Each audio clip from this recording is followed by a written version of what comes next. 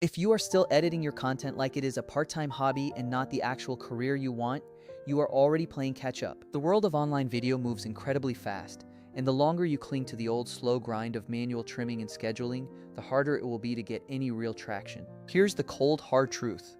Almost every creator who is actually serious about scaling their growth is now leaning on AI to handle their output. If you stay stubbornly manual, you are going to watch everyone else pass you by while you are still stuck trying to finish just one single video.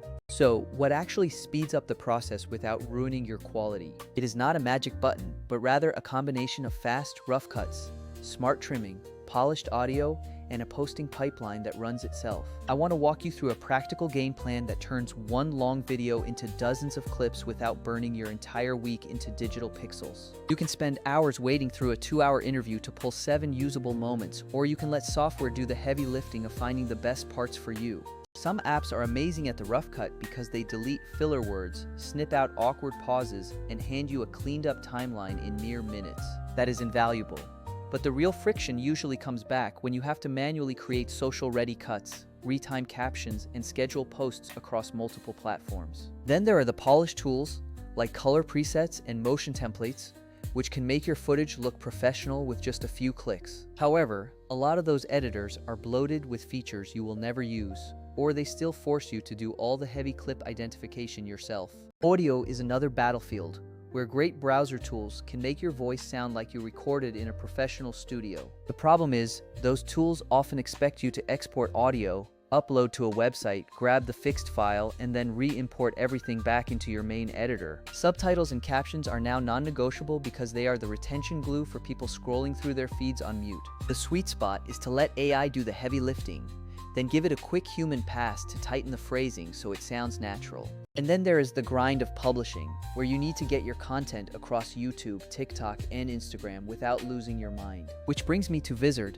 not as a magic cure-all, but as the tool that finally cuts through a big chunk of this administrative mess. Vizard's core strength is turning long-form content into ready-to-post short clips without making you do the busy work for every single snippet. Think of it as the assistant that finds the viral hooks inside your long videos, packages them, and gives you full control before you hit publish.